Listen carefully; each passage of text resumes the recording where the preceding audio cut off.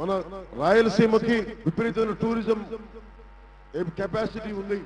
దానికోసం 500 కోట్లు టూరిజం మీదే ఉద్యోగాలు వచ్చేలాగా 500 కోట్లు కేటాయిస్తాను. ఎందుకంటే మీరందరూ ఇక్కడి నుంచి వెళ్ళిపోవడం కాదు, ఇక్కడి నుండి ఉండాలి, మన తల్లిదండ్రులకు మీరు దగ్గరగా ఉండాలని చెప్పి మనస్ఫూర్తిగా కోరుకుంటూ 500 కోట్ల రూపాయలతోటి టూరిజం మీద మనం పెట్టుబడులు పెడతా ఉన్నాం.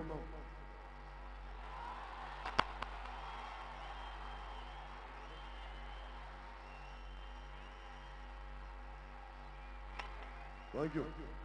ఇప్పుడు జగన్మోహన్ గారు, చంద్రబాబు గారు కానీ నేను ఎవరితో మాట్లాడినా, నేను ఉదాహరణకి టిఆర్ఎస్ నాయకులకి గౌరవప్రదంగా నమస్కారం పెడితే నన్ను టిఆర్ఎస్ పార్టీ అంటారు. జగన్మోహన్ రెడ్డి గారు అలా టీడీపీ వాళ్ళేమో టిఆర్ఎస్ పార్టీ అంటారు. జగన్మోహన్ రెడ్డి గారితో కలిసి పోటీ చేస్తామని చాలా కాలం తీసుకొచ్చారు. ఇప్పుడు కొత్త మళ్ళీ వాళ్ళతో కలవలేదు కాబట్టి వచ్చిన వైసీపీ నాయకులు జగన్మోహన్ రెడ్డి గారు నన్ను టీడీపీ పార్ట్నర్ అన్నారు. నాకు అనిపిస్తా ఉంది, ఈ రోజు నేను హెలికాప్టర్లు రావాలి అంటే కేంద్రం నుంచి ఎక్కడి నుంచి వచ్చిందో తెలియదు, నా హెలికాప్టర్ పర్మిషన్ క్యాన్సిల్ చేశారు. దీనికి డైరెక్షన్ ఎవరు ఇస్తున్నారు? జగన్మోహన్ రెడ్డి గారు ఇస్తున్నారా, లేదా భారతీయ జనతా పార్టీ నాయకులు ఇస్తున్నారా? మీరు ఎవరి పార్ట్నర్? నేను మీలాగా జగన్మోహన్ రెడ్డి గారి లాగా డొంక తిరుగులు డొంక వ్యవహారాలు చేయను, డైరెక్ట్ గా మాట్లాడతాను.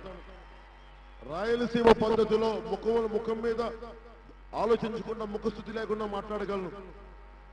జగన్మోహన్ రెడ్డి గారు కూర్చోబెట్టి నన్ను టీడీపీ పార్ట్నర్ అంటే నేను నిజంగా టీడీపీకి సపోర్ట్ చేయాలంటే బయటకు వస్తాను, వాళ్ళకి చెప్పి చేస్తాను. ఈరోజు టీడీపీ నాయకులను అనంతపురం సభకి ఇబ్బంది కలిగించే పరిస్థితులు తీసుకొచ్చారు, వేదిక తీసేశారు టీడీపీ నాయకులు. అలాంటి దుర్మార్గులతో నేను ఎక్కడికల్లా చేతులు కలుపుతాను, వాళ్ళకి ఎలా పార్ట్నర్ అవుతాను? అంత మాత్రం ఇంగిత లేదు జగన్మోహన్ రెడ్డి గారికి.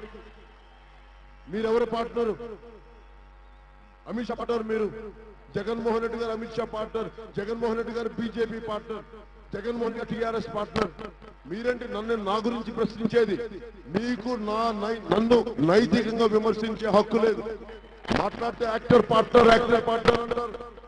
నేను యాక్టర్నే కాదని ఎవరు? గబ్బర్ సింగ్ సినిమాలు చేశాం, చాలా సినిమాలు చేశాం, యాక్టర్ కాదని చెప్పరా?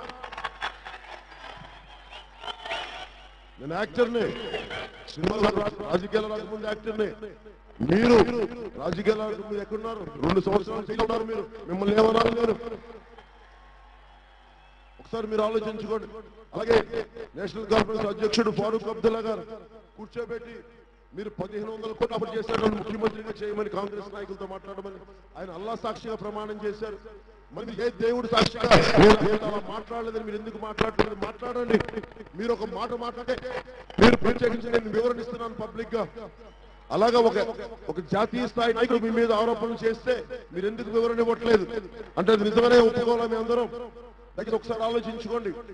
జగన్మోహన్ రెడ్డి గారికి ఇక్కడ యువత అందరికీ చెప్తా ఉన్నాం, జగన్మోహన్ రెడ్డి గారు నిజానికి ఆయన కనుక చంద్రబాబు గారు కానీ వీళ్ళిద్దరూ కనుక రాష్ట్రానికి సంబంధించి తిరిగి ఇంకోసారి అధికారం ఇస్తే మీరందరూ వలసకు ఆగు ఇంకా పెరిగిపోతాయి.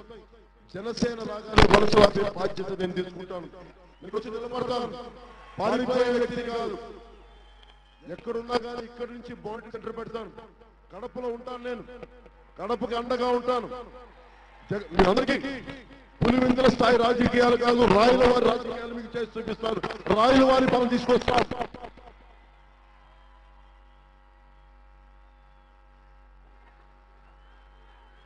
అలాగే